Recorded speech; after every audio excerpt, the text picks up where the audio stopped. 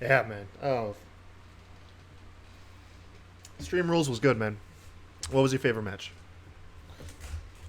Got gotta be Cesaro, Aleister Black, without a doubt. Although I have special spot in my heart for having the New Day have all the gold, All all the the dirt. gold. Yes. I don't know, man. I was speaking on it earlier. I really like the Strowman and Lashley match. That was good. Um, Big question of tonight, though, really came down to where was all that gold going in the end with Becky Lynch and Seth Rollins, and was Brock Lesnar going to cash in? Y'all are going to find out on this episode of the Smack Raw podcast.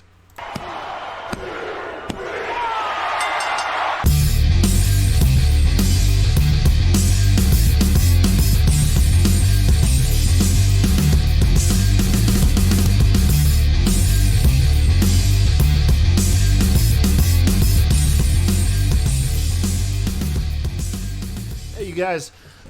Welcome back. Of course, this is the Smack Draw podcast. Thank you guys for joining us. We are your hosts, Kyle and Benji. What's going on, Benji? Dirt was good, man. Thank you for joining me today, man. I know we were gonna record last night, but like I said, man, too many jalapenos and too many Coronas. I was in no shape to record a professional show such as we are. You know. Nice to see you power through it, man. Oh man, it was good. It was good. But once again, thank you guys for joining us. We are the Smack Raw podcast. We cover all your WWE main card shows, such as like Raw, SmackDown, NXT, 205 Live. Still no answer on if we're going to be doing NXT UK anytime soon. We will see. If you're watching us on YouTube, thank you very much. While you're there, maybe drop us a like and subscribe if you haven't already. Help us hit that milestone of 100 subscribers. Benji, you know we are a quarter of the way there. We got over 25. Wow. 25, man. Make sure y'all subscribe. Hashtag Smack It Raw. If you're interested in joining us on YouTube and you're listening to us, say, on Podbean or Spotify, open up that YouTube app, hit in that search bar, Smack Raw Podcast, 3 words, and then hit that subscribe button while you're there. Maybe share it with some friends that you think are going to be into the show. We appreciate any help that we receive. And of course, don't be shy to shout us out that you subscribed. We'll give you a shout out on the show personally. That covers the places where we're at. I still need to get on the Google Play and you know what? Honestly, I bet if I just YouTube like how to get my podcast on YouTube, like Google Play and iTunes, I bet it's easy. I bet it's real easy. Takes a lot of hard work, man. Trust in the grind. We're gonna be on Google Play. Sure. Why not? We will Gotta have be. that energy, man. Jeez. We will. You are you Benji? Get a little personal here. Are you an Android or an iOS user? Oh, that's a loaded question. I don't know. I don't want to upset people. I used to be a broke boy. I used to be on Android, but I gotta step my game up. I'm on Apple now. That's so Those insulting. broke boys. Little broke boy, bro, man. Android's got it going on, man. You gotta hop on Team Samsung. But anyways, yeah, that'll get people arguing in the comments for sure. I think that covers it. Yeah, it covered where we are. I want you guys to like and subscribe. Oh, if you want, you can join us on Twitter. We all love the whole Twitterverse thing going on. You can follow the channel at SmackDrawPod. Also, you can find myself at the Kai Tai Show. You can follow Mr. Rob Rude, who's not present today. He is at where's he at, man? He's at 2 words can't see me. Can't see me. Yeah, yeah, and that's 2 TWO and C, just the letter C. And of course, Benji, you can plug the million places that you can be found at. Sure. It's your boy. So corny. What up? You can find me at Calavera Comedy on Twitter, YouTube, Instagram, LinkedIn, Backpage, wherever you want to hit me up, just hit me up. You're ever in Chicago, you want to come to a show, check me out, hit me up. Yeah, dude. He does a live stand up. I would love for one of y'all fans and patrons to go watch Mr. Calavera Comedy live, record a video, and send it to me. We'll include it in the show. Uh, but boy, man, we are here today to talk about Extreme Rules, coming from Philadelphia. Yeah, man, coming from Philly. Extreme Rules, man. Got the ECW nostalgia. Did it ever scratch that itch for you a little bit? Uh, just on the left side. It didn't get the whole cheek. It was just enough to get me going, but it wasn't like a full, one of those that make your leg twitch type of scratches. You know what I mean? Yeah, man, it's hard to do whenever you gotta keep the product PG. Um, but No, yeah.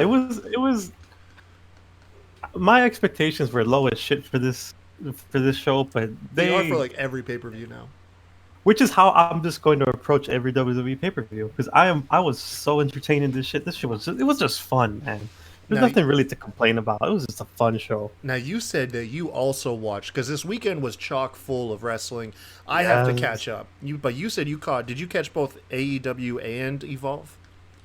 AEW, Evolve, the G1 Climax. There was so many other shows going on, man.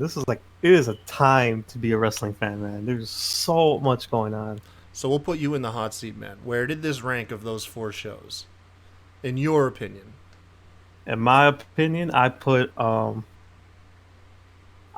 me personally, I'll put New Japan up first, then I'll put up make fuck it up. You know what? This honestly, overall card, this is kind of better than AEW. I'm sorry to say. Goodness gracious, man. Those are fighting words nowadays. I'm sorry. Like it was good. It was a good show.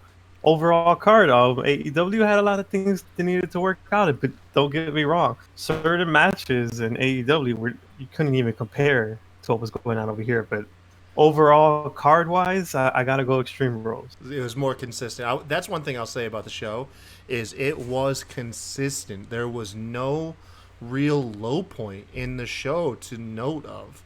Not saying that it was a perfect show. By no means was it perfect.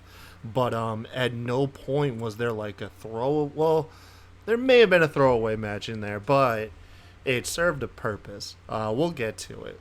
But it was a good show. Yeah, man, it was a good show. I can't rank it because I didn't watch any of the other wrestling. I was kind of sick over the weekend. I'm going to go back and watch AEW. I'm going to try and watch the G1 Climax. I'm going to try and fit that all in. But we have Raw today and SmackDown tomorrow. Got more podcasts. And then we got 205 Live and NXT that you and I got to shoot. I'm going to try and fit everything else in there somewhere. So I can't really rank it, but as far as this show went, To it was y'all that listen to this podcast, there might be a little few future things you guys might want to keep your eyes on. So I'd pay attention if I were y'all. good. Absolutely. Well, let's get into it, man. Extreme Rules kicked the night off on the pre-show with Balor versus Shinsuke. Look at that. Look at Shinsuke right there, laying into Balor's face. Oh God. I'll be honest. I was like, putting Nakamura on the pre-show. Whatever. Fine. That's what we're doing. That's fine. Hey, They man. killed that bitch, and I'm so happy to see Nakamura Walk take it away. over. Yeah. And I'm hoping this leads to something because Nakamura is too good to be on the pre-show, be not doing anything with.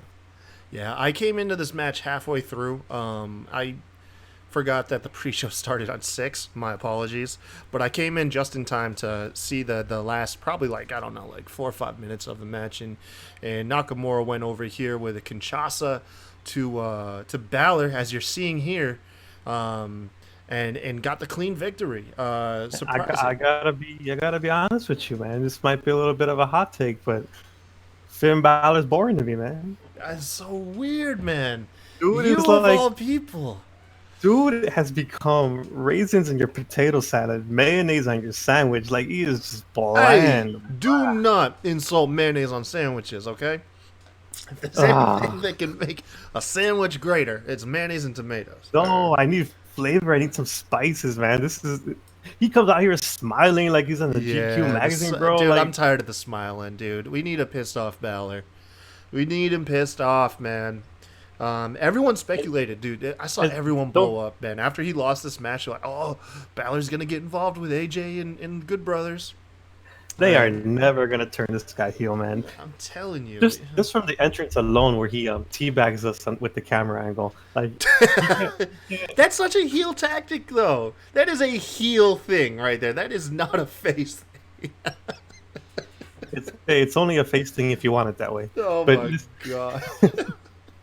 they're never gonna turn him, man. He's gonna be what he's gonna be. But to me, yeah, as much as I am the hardcore wrestling guy, this version of Finn Balor, nah, it ain't it, bro. Nah. No, you're right, man. We need the leather jacket, Prince Devitt is what we need, man. But Just yeah, one that has some chutzpah, some moxie, just something. but let's A little not oomph. take away from what this match really did, and it reestablished Shinsuke Nakamura as a killer because on both SmackDown and Extreme Rules, Shinsuke made light work of Balor. It was damn near a squash match between the two. You know, it was like Balor stood almost no chance of coming away with the victory. And so, yeah, man, we got Nakamura as our IC championship. And hopefully that IC title elevates this guy to the main event here in the next coming months to the year.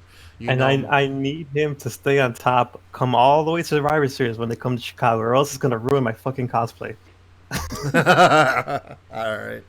Well, that was your match, man. Second match on the pre-show we have right here, Mr. Drew Gulak and Tony Nese, man.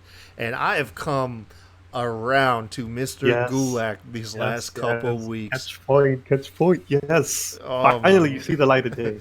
Yes, man. Mr. Gulak is a star, and this guy, given the right booking, Gulak here could transition to the main card in the next year or so, and I think he'd fit right in to that Look at U.S. this- title picture and Intercontinental title picture. I really think this so. guy is such a beast. You had him fight Matt Riddle at Evolve, and now he's over here at Extreme Rules. Like, this guy is killing it, man. Yes. No, you guys, if you don't know, you need to know. Go to 205 Live, go to Yes. NXT, but 205 Live, Gulak is a name to look out for. Now, granted, he's not going to be everybody's cup of tea. This guy is a traditional heel. He's a submission specialist. He is no nonsense. But, man, he has got depth and he has got talent. He reminds me of like a modern day and more charismatic Dean Malenko is who he strikes me as. Given some time, I might be able to think of another comparison, but that's just my gut instinct. And Dean Malenko had talent for days, man. So, but yeah, Gulak wins. Do you remember the winning spot in this? I know Gulak came out on top, but I can't remember exactly what he won with. I don't have my notes. Oh, I didn't take notes. Jesus Christ. This is what we do on the show. We don't prepare. We just bring it to you guys. We snack it raw on this for you guys. Jesus Right? It's Christ. improv This is a very off the raw dome. version. Yeah, man. Nah, Gulak ended up coming out with the victory. That's the big thing to notate here. We come at you guys raw. This is a podcast for chafing, you know? Jesus Christ. Oh my gosh. Gulak won, you guys. Gulak won. Definitely excited to see, because I'm hoping that this means the feud is done with Tony Nese, because Nese for me is that bland, flavorless guy. I hate to say it, man. I hate to say it, because I like Tony Nese and I never want to put someone down, but he's missing an it factor, you know. And they tried to make it all about his abs, dude, but your abs are not gonna put asses in seats. I'm sorry. But yeah, Gulak won. Can't wait to see his next feud. That moves us on to the main card. Kicking off the show, surprisingly, was your Undertaker and Roman Reigns taking on the newly named Shane McIntyre. That's not official, but someone said that on Twitter, and I was like, oh, that's awesome. But yeah, Shane McMahon and Drew McIntyre, and this match was the Undertaker comeback match that he needed. Boy, did he look good in that ring. I can only think of like one spot that looked a little shaky, and even then he kind of recovered from it. I think it was super smart to put this match first. If this was your main event, it would have got booed out the building. It Yeah, would have been dead. It would have been gone. It was so smart putting them first. where people have energy, you know what I mean? Undertaker looked fresh. He looked slimmer. Like this dude, he was ready to go. He did not want your last memory of him to be with Goldberg over there in Saudi Hell Arabia. no. Like he absolutely crushed it. Everybody, Majority of the everybody did match, their part, man. Even Shane McMahon had his spots that were fun to watch. You know, Shane Shane got his McMahon, ass beat, man. Shane got his ass kicked, and then he also hit that the turnbuckle elbow drop to the table on the outside, and that's always fun. That's a fun spot to see. It's a lot more fun than his coast to coast. I never thought yeah. I'd say the day where I said I'm tired of seeing a coast to coast, but I mean, it's so much overexposure, man. It's gone to the point where like it's so much exposure. Like you just need to put that back in. You can't whip that out no more. We've seen too much of Shane. Got to put that back in. Exactly. Yeah, man. It really is. The story of this match really was. It was actually just equal parties, man. The match started off solid with it started, I believe, with Roman and Shane, and then Roman got the Undertaker in, and then the Undertaker was able to wear Shane out, keep him from getting to Drew McIntyre for a while, and even when Drew McIntyre came in, he sold a lot for Taker and Roman. So the faces had control of the majority of this match. It wasn't until the fight sprawled out on the outside that we got Elias coming in and attacking Undertaker with the guitar, and then ultimately sets him up on one of the announce tables. Shane McMahon hits that spot I mentioned earlier, elbow drop from the top turnbuckle to the announce table. Really looks like the heels here are going to take over. Excuse me. Looks like they're going to take control of this match. And ultimately, it turns around and the faces come back to win it when Undertaker has his back turned to Drew McIntyre, who's setting up for the Claymore kick, and then Roman saves him with the spear. This allows Roman to feed Shane into the Undertaker. Now, Undertaker, he failed to lift Shane on that first tombstone where he has the guy run into him, but he recovered quick enough. He kind of gave Shane like a pissed off look, then he gave him that official tombstone, hit it for the 1, 2, 3, as you can see in the picture here. And it was a fun match and way to kick off the show. It really set the tone for the whole rest of the evening, which was just solid matches that all served purposes and were really good. What did you think? Did you catch the interaction between Taker and Roman Reigns afterwards, where he approached him and Taker told, like, you couldn't hear it, Mike didn't pick it up, but if you read the lips, Taker told Roman, "This is your yard now," and give him like a pat on the shoulder. And That's a little passing of the torch. Yeah, I got people that. It was cool. It was cool. I don't know if I picked up on it. I think Roman got a little emotional, man. Standing there, man. Dude, Could you imagine? Yeah. Yeah, Yo, for real. It was a cool little spot as Undertaker does that. His little pose with the throat slice thing where he sticks his tongue out, and the camera is positioned so that you have McIntyre just pop out from the behind him. Did you catch that? Yeah, I wish I had that GIF. I'd throw that in here. We always come prepared, but yeah. So there was that. That was good. That was pretty good, man. This match had a lot of girth to it for sure. Yeah, it was, and like I said, really set the tone for the rest of the evening, man. There were no stinkers, and I like the next match, which we'll go on throw on here now, the Raw Tag Team Title match. You had the Revival facing off against the Usos. I initially shit on it. I was like, oh man, What? Yeah, well, hold on now. Let me defend myself. I initially, because you leave Undertaker, like the match with the Undertaker and Reigns and McIntyre, and then you follow it with a match that had literally no build, it made me forget who was in the ring. That's all. They quickly reminded us what they can do. As you can see here in this image, you got you got this awesome double team move, I think, on Jimmy Uso. You got Jimmy getting suplexed while Wilder here is delivering an elbow drop from the top. Man, it was this match was fast paced and hard hitting, and at one point you had a this awesome sequence of moves where one of the Usos was superplexed into the middle of the ring, while the opposite member of the Revival delivered a splash from another corner. This is something that you see the Usos do. And then when it looks like he's about to pick up the victory, the remaining Uso brother, he delivers a splash from another corner to interrupt that pinfall. And it was just awesome. The Usos, where would you put them as far as best tag teams in the world? Because they've got to be up there. Who, the Usos? Yeah, they I mean, they are one of the it's weird because WWE does have some of the best talent on the planet. Arguably, probably have some of the most of it. You just never get to see them shine. But the Usos are just they're the total package, man. And they've got to be like one of the top 10, maybe top 5 tag teams in the world. You know, If you want top 4, these can interchange any given night. You got the Young Bucks, Lucha Bros, Revival, and the Usos, and the New Day. And the New Day, okay. But That's yeah. At any one given point, anyone that's can two be the top one. WWE, or that's 3 WWE tag teams in the best tag teams on the planet. When WWE doesn't even showcase their tag teams, could you imagine if they did? Could you imagine if they really let these tag teams go?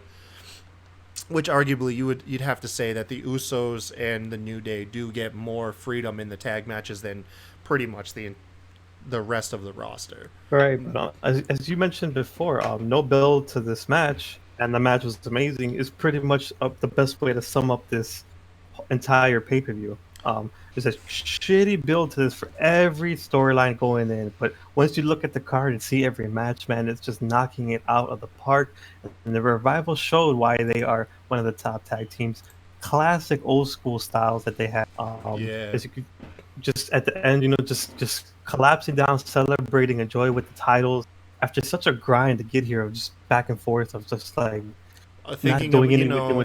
And then behind the scenes, wanting to leave the company, being fed up with what's going on. No, they're really coming around, man. And hopefully, WWE continues to push these guys and give them more creative freedom. Yes. Because it's just two top guys doing top guy things. The match saw the Revival win with the Shatter Machine. I forget which Uso brother they hit it on. I apologize. But yeah, the Revival win with the Shatter Machine. As you can see here, them clutching their titles, man. Wonderful stuff. We are in a transition period right now behind the scenes.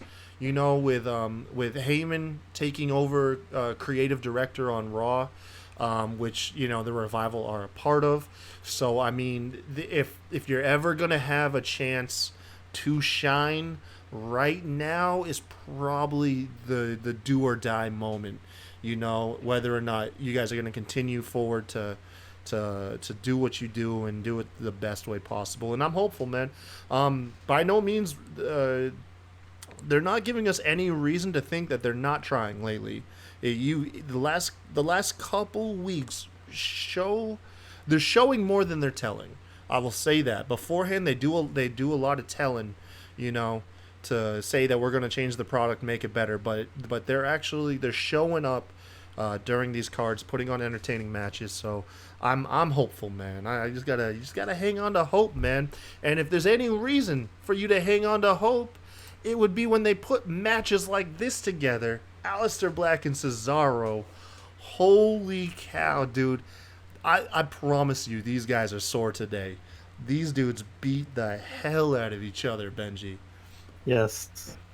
This is the true blue definition of smacking it raw, man. It was cheap plug. This is just bombastic, man. This was hits after hits, knees, strikes, Cesaro bouncing off the ropes, flying in the air with the uppercuts. Like it Dude, was just crazy, dude, man. he added some extra sting on those uppercuts. Oh my god, it's like behind the scenes. These guys had a agreement like, let's not concuss each other, but let's go. Just go out there and do some strong style, man. Like it was every hit. You could see the sweat just bounce off every hit and glisten with every camera zoom, man. Like there was no weapons, no outside shenanigans. This was a pure, Just true wrestling match. Just not even. This was almost a fight. Like it was it's just about as close as you could book a fight. Yeah, and right. keep it in the realm of wrestling kayfabe. And how strong is Cesaro? At one point, Aleister Black jumps off the top ropes to land his knees on Cesaro's shoulders, and Cesaro catches him. He wobbles because you can tell that that's not easy to do, and then he recovers, throws Black vertically up into the air to nail one of his uppercuts. That was a thing of beauty. A lot of people were pissed off at the choice of Cesaro. I hope that they see that this was the right choice. Yeah. Oh, wait, dude. Yeah. This is how you kick off Aleister Black, for sure. Any worries or doubts that I had were squashed during the entirety of this match. I mean, this match got the most The vocal most reaction. buzz, the most everything. Yeah, Well, I mean, I was gonna say vocal reaction out of me. Like yeah, times, like I'm watching the match and literally like, oh my god, you know what I mean? Where some matches yeah. you kind of quietly appreciate, this one got me vocal. Other spots to include, man, that were great. Cesaro at one point hits a springboard off the middle rope, nails an uppercut. Later on, goes for it. Aleister Black lands a flush knee to the face. Looked brutal. And then the ending came out of nowhere, mid sequence. Aleister Black hits the black mass, hits hard on Cesaro, and picks up the 1-2-3. Black Yo, wins his debut singles that match. that ending of that match was something straight out of like a John Wick movie, man. Like, it was Yes. just strike, strike, block, block, strike, strike. Then out of nowhere, the roundhouse black mass kick, man. That's how you book that move too. It has to be like crisp out of nowhere. Not you could set it up every now and then if he's got him dead to rights, whatever. But every now Yeah. and then you gotta hit it out of nowhere. You have to treat it like the RKO. You do. You have to treat that move like an RKO. Hmm. And just out of nowhere. Um, do you want to see this become a rivalry, or do you want to see both these guys move on? I do. I I'm could watch these guys wrestle every night of the week.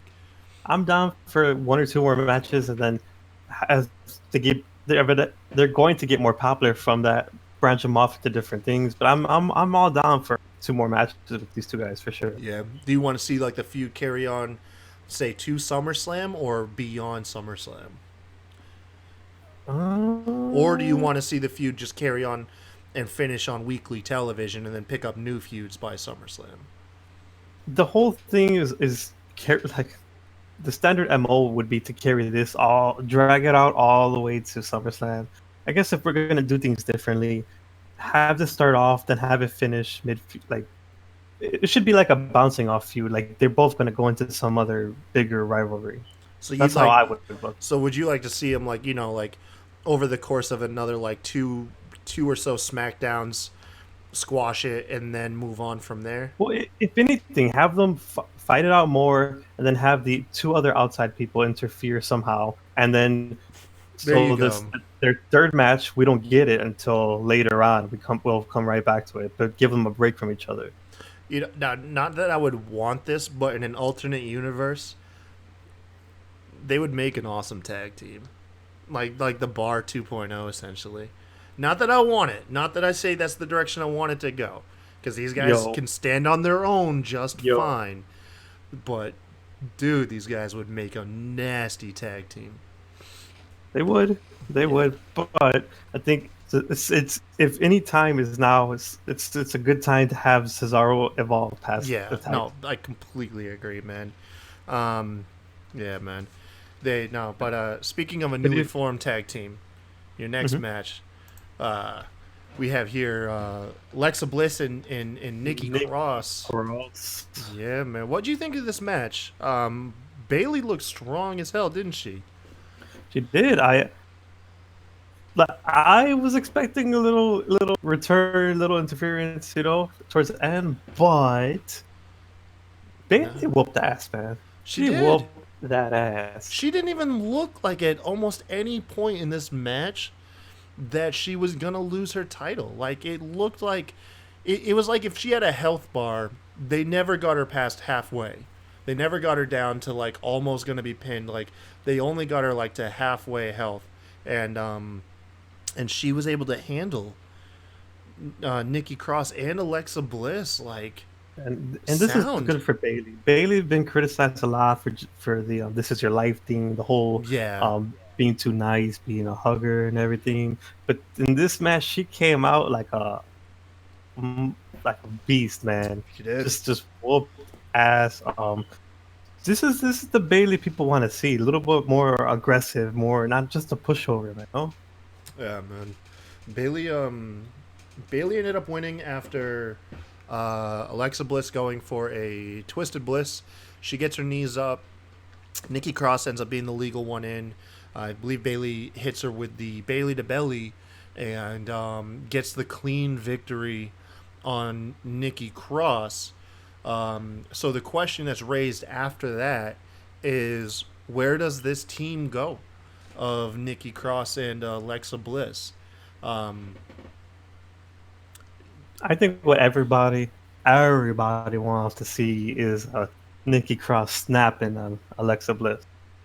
yeah, it would, man. It would be because the obvious thing is for Alexa Bliss to blame Nikki Cross. You know, that would Right. be the obvious thing, and so it would be nice for them to throw us a curveball, and yeah, have Nikki Cross for whatever reason. Nikki Cross believes Alexa's going to turn on her, so she acts reactively, or just Nikki Cross goes heel and Alexa Bliss is the sympathetic face. Either way, yeah, I'd love to see Nikki Cross turn instead of Bliss, man. That would be cool. Let us know in the comments what you guys want to see out of that, because that's an intriguing one. Or are they gonna just remain a tag team? I don't know. They could potentially keep them a tag team all the way up until Survivor Series and have that friction be the cause of their eventual breakup. Yeah, yeah, man. I could see that. I could see that. But Speaking overall, good match. Bailey came out like a mother hugger and just beat the living hell out of everybody. I yeah, was waiting man. all day to use that one. Mother hugger. You'll turn into a sign. Speaking of just beating the holy hell out of each other, boy, dude, this match, this match, there we go, this match right here, Braun Strowman and Bobby Lashley. Boy, did these.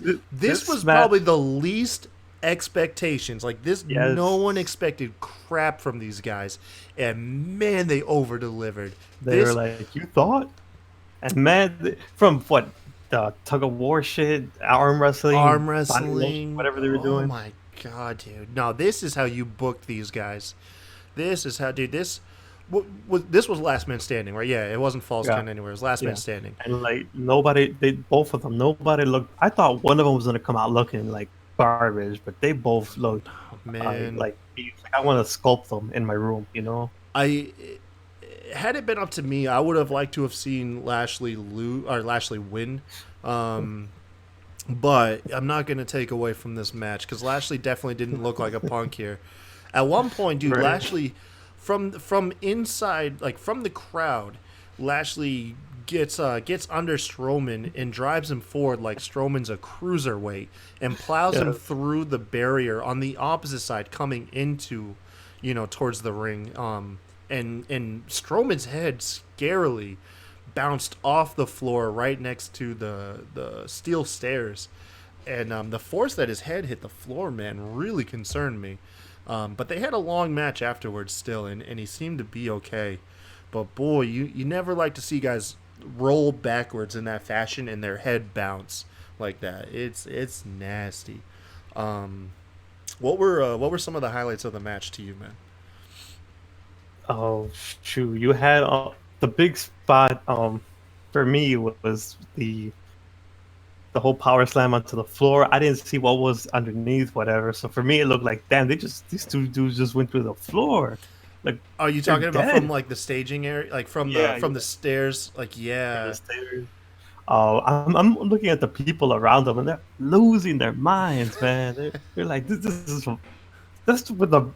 If y'all never been to a live wrestling show, man, y'all need to go. Like, it's just so much fun. It's so hype, and just look at these reactions from these people, man. Everyone was into it, you know. People from everywhere, all walks of life, dude. This is so much fun. it is. That definitely to me was one of the bigger, my favorite spot of this whole My match.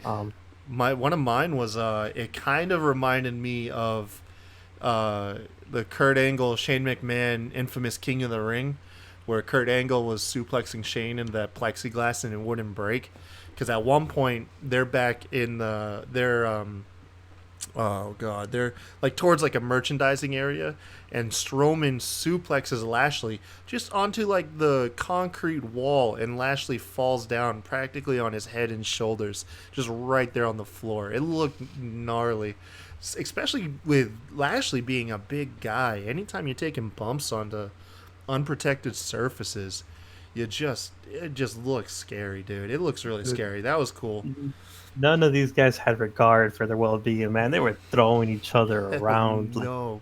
like you throw a stepchild, man. Like they were just beating the holy hell out of each other. We keep saying it and saying it, but man, these guys just Made up for they it. were They they made were like, up oh, for bad booking. right. They thought, oh, you thought we were gonna suck? Nah, we're gonna Yeah. show y'all. I think, and I wonder if that was actually a conversation backstage with them and whoever produced this match. Like, go out there, and What? I reclaim mean, your spots. like if that's not your mindset in anything in life, if that's not your mindset, then what are you doing?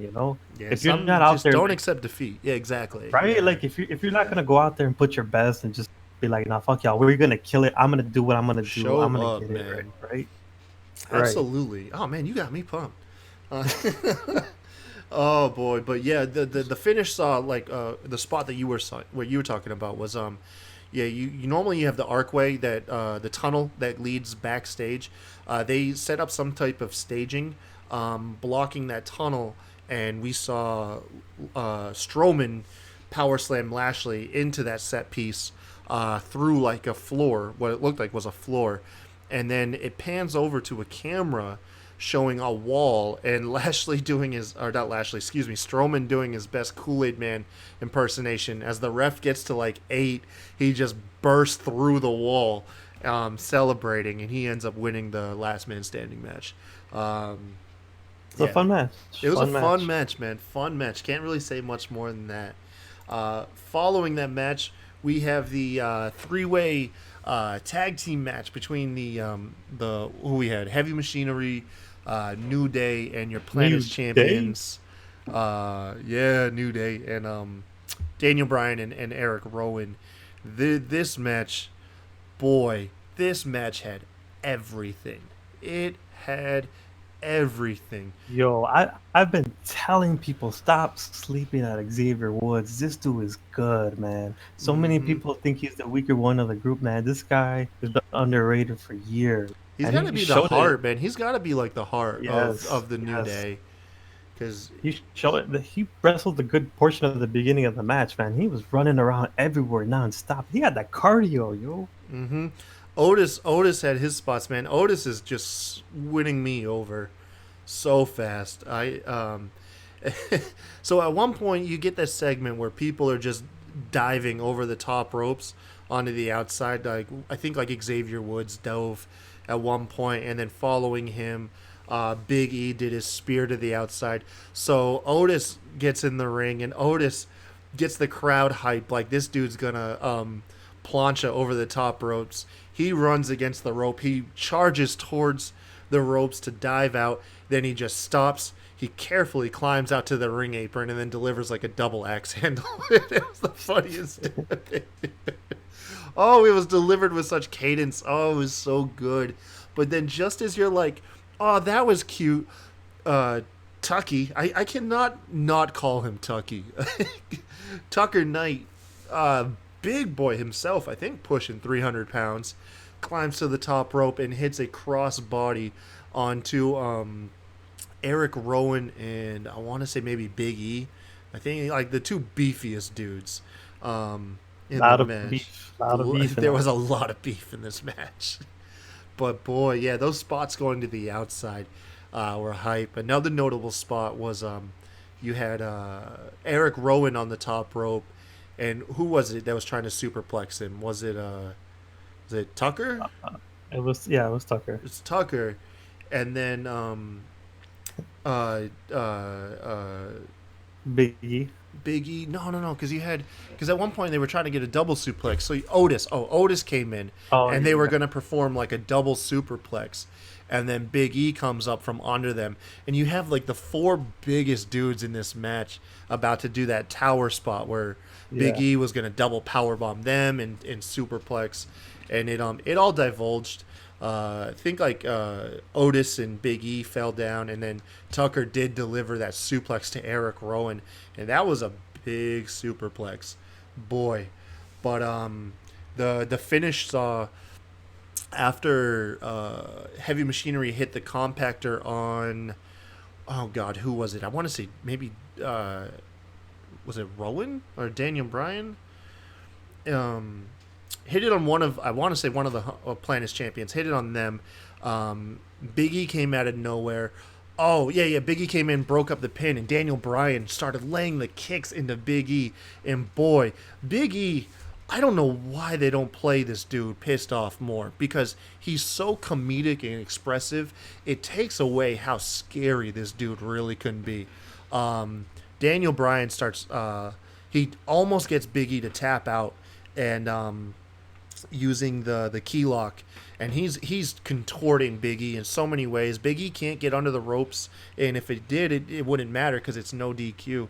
And then he gets up, he gets to his knees, and Daniel Bryan starts laying the yes kicks into Big E, and you can see every time he kicks him, for one, he's kicking him hard, and Big E's absorbing it, and he's just getting more and more fired up. He's hulking up like a Hulkamania almost, but in a serious way.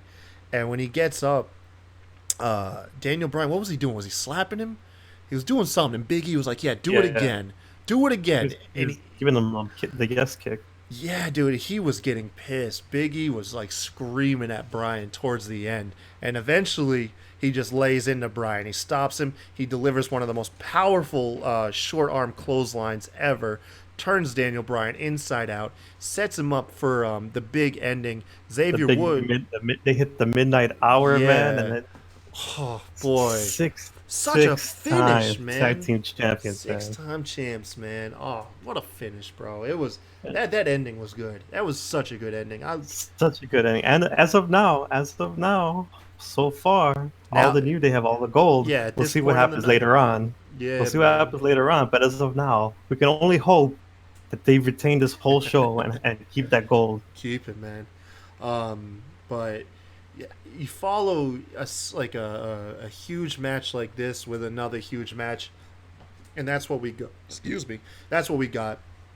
Was AJ Styles and against Ricochet. Spoiler here in the picture.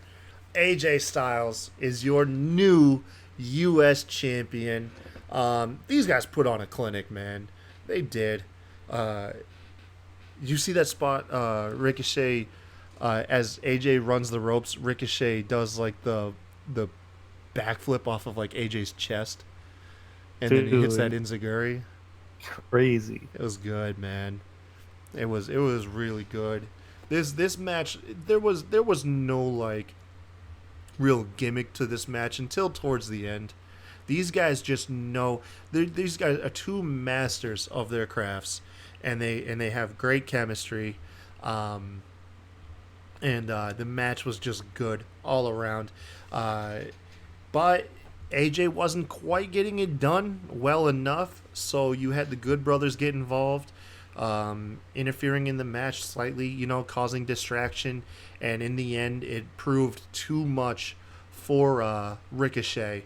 And AJ gets the pin after the phenomenal forearm. and we're seeing a resurgence of the club, and I couldn't be more happy, man. These, Dude, oh, yeah, man. Like that Styles Clash he hit off the oh, second row. oh, I forgot about that. Jesus, he Dude, didn't only hit a Styles Clash off the middle rope, he hit it in the opposite direction. yeah, Like, yeah, yeah. oh my god, that looks scary as hell. Actually, thinking about it. You know what's funny is the Styles Clash is such a real life dangerous move, yet kayfabe wise has like the least amount of impact like, out of anything. You got to think Right. your opponent falls like 6 inches on their chest, like that is it. But You're going like head first, like whatever. I I It's been know. a lot of like neck breaks after this, dude. It's a But like I dangerous said, move. it's such a really dangerous move. But when done correctly, it really looks like one of the like as long as you don't break your neck doing it, it really looks like one of the least painful moves to take from an opponent. Like I don't know. I don't hate it. I don't hate it, man. And I think it looks cool. It definitely looks cool. But it's kind of like like the rock bottom, you know, like the Rock's version of it of the in your Are you telling me? Wait, are you telling me that Hulk Hogan's leg drop was not a serious finishing move? oh, that was not either. Oh my gosh, I don't know, man. I'm going on a little. Are This is you getting a little telling me? sideways. Are you telling me Scotty Too Hotty's worm was The not a worm world beater? that is like one of the weakest. Oh my god, I bet some people hated taking that move because of like how long you have to like just lay there and wait. We heard word that people didn't like taking the people's elbow from the Rock too, because of just like how foolish and how long they had to lay there. Oh man, but yeah, yeah, Scotty Giotti's worm. Shout out to another Maine boy, another guy from Maine like myself. But yeah, that's a bad one. Did you ever hear the story Triple H told about how um, early on The Rock broke Triple H's nose delivering a people's elbow? I did not. Yeah. So Triple H was telling the story, and he's already talking about how foolish the move is because he's got to sell a spine buster for what feels like an eternity, and watch The Rock act all goofy, and it's supposed to be one of the safest and most protected moves, especially how The Rock delivers his elbow, and he still screwed it up and nailed Triple H on his giant nose and broke it. I mean, that's of At a course house. he's gonna bury somebody. But I mean, let's just keep it real. Let's keep it real. The pedigree is not the smartest, coolest looking moves out there. All right, it's got Yeah. nostalgia, sure, but I Until mean, it come on. goes wrong and then you freaking like pile drive a guy doing it. But yeah, no, you're right. Leave it to Triple H to to bury a move. Of course he is. Yeah, uh, Triple H has got like one of the weakest atomic drops, like the inverted atomic drop. That junk always looks stupid as hell to me. Guys, I don't know. Maybe I'm just not a Triple H guy, but that's just me. no, my brother is, man. My brother loves Triple H. My brother, that's his like favorite wrestler. Um, but yeah, man, AJ Styles, your new U.S. champion. I mentioned earlier in the night, uh, people were speculating whether or not Finn Balor would come out and reform like like WWE's version of the Bullet Club. It wouldn't make sense here. However, I'd like to see the inverted. I would like to see AJ Styles and the Good Brothers take the initiative and assist Balor in getting back his IC title. That would be cool. That would be really cool to me. We'll see Okay. though. We'll see. We'll see. And if all four of them teamed up on one guy, that match would be over quick. You know, Yeah, yeah. kind of like our next match, which was over in probably 5-10 seconds. I clocked it in at 10 seconds. 10 seconds. Yeah, man. Whew, boy, Kevin Owens. That's all that happened, right? Was Stunner, like bell rang Stunner, right? Yeah, that was pretty much it. was- There was not a lot to say after this. They both came in. Their entrances were longer than the match. Oh Jesus, Um, yeah, they were. And much like my prom night, this thing ended in 10 seconds. Hit the stunner. and that was it. Cut a little promo at the end, and then we walk away, move Well, on to the next. so that was the purpose of this, right? Was to get Kevin Owens on a live mic after dropping his pipe bomb last Tuesday. Just have him just repeat another pipe bomb. The Resulted way in I see it, it was kind of like a nice little. Okay, we're gonna take a break before we get into the next big match. You know. yeah, true. Yeah, it was good. I mean, it's kind of weird saying a 10-second match was good, but I would have rather the squash followed by the promo over a drawn out match with Dolph Ziggler that we've probably seen 100 times. So I was cool with it, man. I was cool with it. We followed it up though with the first World Championship match of the night. Kofi Kingston taking off. Ooh, man, look at this drop kick. Kofi Kingston taking on Samoa Joe for the WWE Championship. This match surprised me probably the most out of the whole night, and that was how decisive it was. Yeah. Yeah, I didn't expect You are all sleeping on Kofi. He's done nothing but progressively he beat wanted, dude. every opponent. This is his biggest win since Daniel Bryan. Yes. Yeah, yes. it's his And biggest win. Honestly, I know people want Joe to win and everything, but Kofi needed, as every match he's been beating people convincingly. This was one of the most convincing victories, and he needs to prove that okay, he's not champion just because of like whatever reasons. He's a legitimate champion, and he can beat anybody on any given night. And this match proved it, man. Yeah, I mean he went through Joe with little to no issue. He won with the Trouble in Paradise at the end that hit kind of out of nowhere, and it put Joe away with the 1-2-3. It really did. But not to take away from Joe. Joe was going first half of the match. He was whooping Kofi's ass. I don't know, man. I expected. I don't know. I guess I'm not. It sounds like I'm trying. Like I don't like the match. I mean, I like the match. It's just one of those things that caught me off guard. I expected Kofi to win in a more lucky fashion instead of like a decisive fashion. Well, that's the thing. He's had his lucky wins, but he's getting to a point where it's like every match doesn't need to be luck. Like it needs to be convincing. It needs to be like he's got to prove champion. That he's worthy of that championship. I'm not going to win every match on roll-ups, Yeah, that's true. No, I mean, good point. Good to him.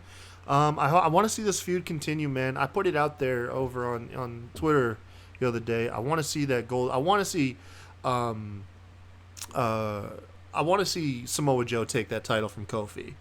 I want to see who takes it from Kofi. Well, I need Kofi to be champion all the way to the next WrestleMania. That's not gonna happen. Yes, why not? Why can't that ain't gonna happen, man. At least Kofi for one. Okay, look. I would be amazed if Kofi still got that title by Royal Rumble. I would be shocked. I need Kofi to be champion all the way up until Survivor Series in Chicago. All right, I need to see it live. Yeah, I mean, because no, there's no way Kofi walks into Royal Rumble as champ, because then we would be robbed of the Kofi Royal Rumble spot in the Royal Rumble match. That alone, he's done it for 11 years. Yeah, they're gonna have him keep doing it. They're gonna bring him even after he retires. They're gonna have Kofi come back as a special entrant into the Royal Rumble just to do some weird spot.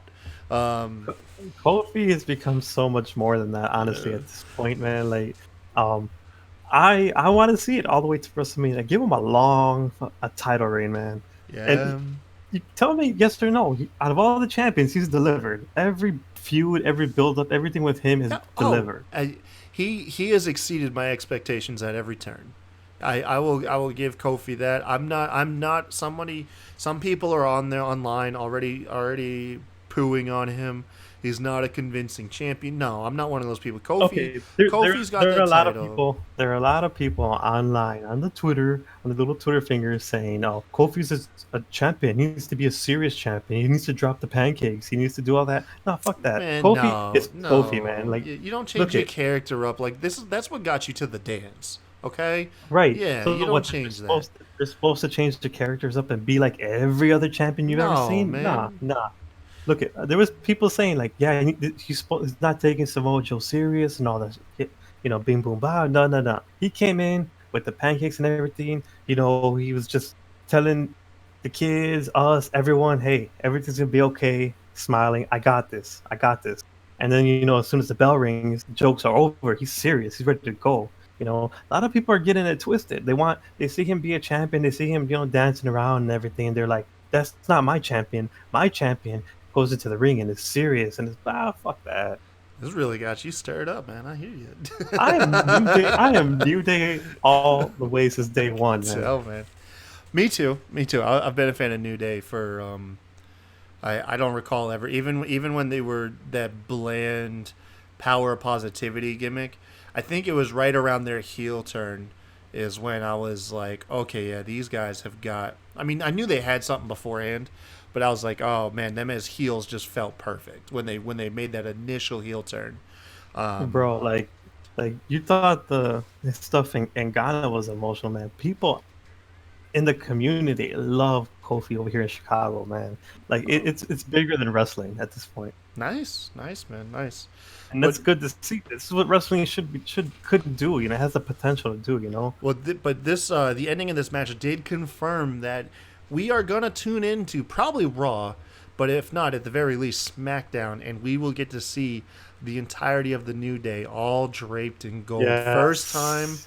in their Yes. entire 5-year run as a faction will all three of them be simultaneous champions, which is And awesome. they called this from the first day, man. They said they were gonna all be champions one day, Yeah, and here we go. The difference 5 years makes, as Xavier Woods says. yeah, man. Wonderful. I'm happy for him, man. I'm happy for him. I still say that that when it is time for Kofi to drop that title, I want to see it to be to Joe. Who would you have take the title from him? Who's going to be the one to get it off of him? You know what? I'm not entertaining this conversation. He's gonna hold it all the way. Whatever. He's gonna retire with the title. Oh man. Okay. Anyways, moving on. Okay, if I have to pick somebody, give it to somebody. Joe's fine. Give it to someone who is willing, deserving. Maybe a Cesaro or Aleister Black. Ooh. Someone who hasn't really been up there on the dance. Like a Cesaro or Aleister Black or. I think it needs to be a heel though, because Yeah, to okay. capitalize, because that's going to get you a lot of heat, man. To be the heel to take it off of Kofi, you don't want it to be a respectful match where you're rooting for both. You have to be Well, then clear team Kofi, and then to see him lose for it to then serve that purpose. if it's like that, it's gonna have to be either somebody new or just someone that is going on a monster heel run. Yeah. I don't want it to see it like be Strowman or that'd be just boring, Mhm. or Lashley or like it needs to be somebody that we haven't seen too much of dive into a heel character. A Bray Wyatt might work, but I feel like that would be the wrong kind of heat for him to have, because it's gonna garner massive heat. Yeah. They're gonna have to be able to deal with all that. Lesnar would have been a choice, but it's got to be someone who's gonna be able to roll with that heat and turn it into something like Turn and it keep into that money. story. Yeah. Yeah. So I don't know at the moment who's up there, but I'm sure we'll see somebody step their game up, and maybe it'll be like a heel Finn Balor with the club. I was thinking that too. I was thinking that would be interesting, because then you could have all the gold go from the New Day and carry over to the club. Because Have your yeah, U.S., your world whoever, champion, and then yeah, your SmackDown champions all draped in gold. Oh, that would be like cool. like whoever it becomes, if they don't do anything with this, then it'll all not. That's not going to diminish anything. But whoever fails to carry this on it's going to be bad for them. Yeah, and it's gonna be brutal. And speaking of brutal, You got this mixed tag winners take all match between Becky Lynch and Seth Rollins taking on Baron Corbin and Lacey Evans. Look at this, man. Ooh, God, you got the double suplex on the steel. These, man, they once again another match that very low expectations delivered pretty good, and I like that it delivered. Like part of the entertainment was just watching all the spots of Lacey Evans and Baron Corbin get their ass beat by Rollins and Lynch. Boy, So man, explain to me the rules of a WWE intergender match. yeah. So this is where, dude, you have to suspend your disbelief because none of this match, and arguably none of the other tag matches made sense either. Because in the intergender match, the women face the women, the men face the men. See, Meaning, that's what I'm talking about, man. Listen, I come from a lucha libre background. That's what I'm watching. I'm so used to seeing intergender matches, men facing women, and it's they're wrestlers. It's part of the thing, you know. We've seen it in Impact, intergender match, and how good that can be. What is the deal with WWE saying women, the men cannot hit the women, but the women can hit the men, and then the whole if the man tags the woman, that if the woman tags out, whatever, the men have to step out and the women come in. It just kills the do whole you momentum of the match. well do you They know just the need origins of why that is? no, There's like like there's a legitimate reason why that's a thing, and it's not the PG rating. It's actually the toy company Mattel. The toy company Mattel. I don't know if this was in reaction to the Al Snow debacle years ago, where they had to pull his action figure because he had the mannequin head, and a bunch of people cried that it was depicting a decapitated woman's head. I don't know if it directly relates to that, if it was a reaction to that, but Mattel told WWE, if you want us to sponsor you and create these action figures, you cannot have men on women violence, and that was ultimately oh what my stopped god, the yo, intergender that's stuff. that's not gonna stop little kids. When little kids have toys, they don't care about that stuff, dude. They're mashing them all up But against each other. You know, that's they be where it like, come on originated now, from. Yeah, so that's why yo. we haven't had any intergender wrestling, and you haven't seen the men mix it up with women. Although 2019 has been proving to be a different year, starting off with Nia Jax going into the men's Royal Rumble and getting super kicked and RKO'd and 619'd. A lot of people don't agree with intergender wrestling. I understand. I get the point. It has to be done right. It has to be A done lot right. of you people equate it to domestic violence. I personally don't see it that way. I understand that point of view. A lot of you motherfuckers want to block me because of that. That's fine. Um, So but salty. dude, they're wrestlers, you know. Dude, it's not domestic violence, yo. Come on. We see action movies and we see television depicting women Right. being on a level playing field as men in combat and in these action movies. I mean, look at the Marvel universe, what they've done to propel women superheroes. Right. Look, I Wrestling is know. supposed to be no different. It's because wrestling has that weird stigma. It's presented as a sporting event, and you don't have mixed combat sports. Generally, you don't have men facing off against women in boxing, MMA, stuff like that. And unfortunately, that's the closest sporting parallel you have WWE, and not everybody can just disassociate the two. And Not enough. You know. I fully get that point. I fully understand. I just think that a lot of people are quick to shut it off. Look at women. I know a lot of badass women, man. They'll whoop any dude's ass It's any fucking day. empowering too, though. It's No, empowering for girls. I'm talking about real life. Like there's a lot of women that'll whoop some dude's ass over here in Chicago, man. They don't fucking play. And women are top athletes. You know, they're on the same level as the guys. You know, like y'all want to see some intergender wrestling, some real badass. Not even just intergender wrestling, just some badass wrestling. Doesn't matter if it's man or a woman. Come to a Rise show over here in Chicago, man. They fucking knocking the park out of this shit, man. Yeah. But I get it. I understand it. But y'all wrong. It I'm just looks saying. it looks like WWE is loosening the reins, as we saw later on during the mixed match with, look at this here, look at this, Corbin. Let's treat you all this like a little GIF image. Corbin nails Becky Lynch here, man, with a freaking end of days out of nowhere. Oh my And look, god, that was nasty. Look and at that. and you know what people are saying about this? That was an amazing spot. Becky Lynch is a badass for taking it. Giving her nothing but props. Ain't nobody seeing this like, oh, that means that men are going to be more prone to violence to women. No, it just shows Becky Lynch is a badass. And look at this spot, dude. Like this spot, this won the night. I think for a lot of people. It really And it showed was that WWE is implementing some different stuff. This you don't see in WWE. Like, and right. just as you were saying, you don't see this kind of stuff. Ultimately, what it led to was Seth Rollins becoming irate and just beating the living piss out of Corbin. Oh, Corbin also dropped the SH bomb too, because Corbin said, "What are you gonna do, Seth? You ain't gonna do shit." And then Seth. It wasn't even like Corbin had any offense after that. It was like he's like, yeah, Seth did something. Beat the piss out. He beat him. He destroyed a kendo stick over Corbin. I mean, he turned a kendo stick into confetti.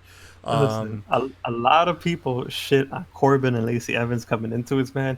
This is classic 101 heel shit, man. Yeah, Everybody wanted to see them get their ass whooped. yeah, man. Everybody. So we got that. So the way it started out early in the match, Lacey Evans comes in and acts like she's gonna give Rollins like a kiss, and so that gets Becky Lynch out there. She starts laying Lacey out viciously with a kendo stick. Rollins gets a kendo stick, starts laying out Corbin. They pause to look at each other and kind of like silently acknowledge, like, let's just keep going. And then they both lay him out. Later in the night, we got the double suplex like pictured here onto the steel. That was nasty. And then also, what was really cool in my books was the double table spot. They had Yes. two tables set up on the outside of the ring. If you're watching the YouTube, you can see one of them pictured here. One was closer to the ring side than the other one further away. Becky Lynch and Seth Rollins climbed the same turnbuckle, Seth being on the ring post and Becky being on the top rope. Becky goes first, hits Lacey Evans, who's on the closer table, with a leg drop through. Then Seth Rollins leaps over them, does a frog splash through Baron Corbin. So if you've been wanting to see Corbin and Lacey get their comeuppance, boy, this match did lay into them. And then once again, the match ended shortly after the GIF, which will be pictured again here. Seth Rollins retaliating to this.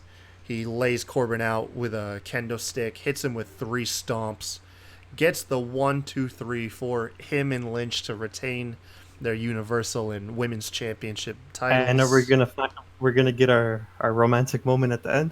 Yeah, we are, and it wasn't with Becky Lynch and Seth Rollins. It was actually a moment with Brock Lesnar and Paul Oh Heyman. shit! Oh man, here we go. So, Is he cashing in? Is he cashing in? well, if you believe the picture here, which if you're not looking, it's Brock Lesnar backstage at Extreme Rules holding his newly won Universal Championship. Yeah, him and Heyman came out. Simple cash in too. Nothing out of the ordinary here. Came out, got a hold of a worn out Rollins, took him to Suplex City, cashed in, hit one F5, bam, that was it. Brock Lesnar leaves the night. This was a down moment from me. Really? Yeah, Why? man. It just. Let me know. Say it with your chest. What happened? Nah, man, I get it. Like, I get it. I just did not want to see that Universal Championship on Lesnar ever again. And Let me put it to you this way. All right, a lot of Rollins' reign was pretty weak, right? They were tired of him. arguably. Nah, not arguably. Not allegedly. His reign was weak, right? And they were tired of people. No sitting on the fence with this one, are you, Benji? No, that shit was weak as hell, bro. So you have him fighting Corbin for like ever, right? People are tired of that shit. They're tired of Rollins being, the man's man, So what better way to do it? We get rid of the stupid Lesnar Money in the Bank shit, so we don't got to see that for the whole year. It's done. Um, and now we get a pissed off Rollins, that hungry Rollins everybody wanted to see going into this, Yeah, chasing that title, man. but that's the thing is I don't. This was the one that the reason why it's different for me is, excuse me. I just don't foresee Rollins getting his belt back. Um, so there's two ways I could see this. What I think is going to happen and what I want to happen, and I could be wrong on both of them. You know what I mean? But so what I think is going to happen, this is going to transition to the Roman Reigns feud. This will transition over to Roman, even though he's a SmackDown superstar. Roman will get his victory now because Roman is as face as he's ever been with the crowd behind him, or he's got more crowd support now than he's ever had in his career. Do you think that he's faced enough that it will get people to look past Like Reigns I said, versus Lesnar again? that's the thing. Is this is just what I think is going to happen. It's not what I want to happen, and it's to answer your question. No, people, if WWE pairs Lesnar and Reigns up, all it's going to do is remind people of a time period that they're trying to forget. You know, that's all it is. Right now, what's on everyone's mind and what everyone is asking WWE for is we want new feuds. We want fresh matchups. We want fresh presentation. You throwing Lesnar and Roman at us again, all it's going to do is bring us back to like, what, 2016 or something? You know, or 2017, and we don't want to be there no more. We didn't want to be there when we were there, you know, so don't take us back. What I want to happen is I want Bray Wyatt to save us. I want Bray Wyatt to come out and be the monster, because what better way to establish this new monster character, the Fiend, than to have him go right after Lesnar and beat him. Could you imagine what that would do for Bray's character and for his presentation? It would just be bonkers, man. That's what I want to happen. I don't think it'll happen. I don't think it will. Interesting. But I want it to. I want it to, man. I want Bray Lesnar. I want Bray and Lesnar, man, at SummerSlam. That's when I want the belt gone too, by the way. I'm like, I'm cool with this. I'm cool with it. Just have him drop it immediately. Like, please. Just have Lesnar be a transitional champion. That's it, man. I'd be cool with that reign. I would be cool with Lesnar as a transitional reign. But another long, drawn-out feud that extends over multiple pay-per-views to a lackluster ending at WrestleMania, dude, we're over it. We're over it, man. We're over seeing Lesnar with the strap. You know, I'm sorry, man. I don't hate it because I believe there's a correct way to book it. But I will hate it if this junk is just to set up another run to another WrestleMania with Brock Lesnar, man. That's when I'm like, it just doesn't intrigue me, man. It doesn't. So we'll see. I'm on a wait and see approach. Okay, I can respect that. It's not your cup of tea. All right. Like I said, him winning it isn't what's gonna set me off. It's how the reign plays out is what would end up ultimately getting me. That would ultimately get you off. Uh-huh. You're a fucking dick, you know. But that was our show, man. That was our show. That was solid show, man. Yeah, man. That was what was it? That was your Extreme Rules WWE 2019. You know, this was the first Extreme Rules where the Universal Championship was defended. Really? Yeah. Brock Lesnar had the belt. So Extreme Rules, I think, was created in 16, I want to say. Maybe 15. But the Universal Championship was established in 2016. So we've only had 3 Extreme Rules pay-per-views, 17, 18, and 19. The strap was on Lesnar for 2 of them, and he didn't show up. And then on another one, I can't remember the last one. Well, that makes sense. Yeah, but this is the first time since the Universal Championship was devised. It was defended at Extreme Rules. Okay. Yep. Okay. Yeah. Little WWE fact for you guys. You know. All right. But Did we get any questions from the? No. I don't know what we call our followers. No, I But didn't. I didn't reach out for questions this time. I will say though, we're still doing the giveaway. I still am sitting on some WWE merch, and I'm actually gonna be growing that merch. So who knows? Maybe waiting's paying off. All you have to do, Ben, hop on Twitter, just tweet out, man. Watch at SmackDraw Podcast. Just make sure you at our podcast Twitter page, and show us some love. We'll do a random drawing at the end of the week. At this rate, we've been doing it for 2 weeks now. I've yet to see one person do it. It's kind of disheartening. It's a little embarrassing. But that just means the first person to do this, chances are you're going to get some free wrestling merch. So what do you got to lose? It'll pay dividends to watch our show. I really got nothing else to add, man. I really laid it all in there on the show. What about you, Benji? Anything to add? Anything you're looking forward to? well, seeing as I am from the '90s and I'm totally extreme, bro, I think that this was a good example of how competition is making every promotion better. And I think at the end of Yes. the day, as wrestling fans, and in the Zen moment that we are, as all the wild cards that we are, I think that this is what we truly want out of our wrestling. Goodbye, folks.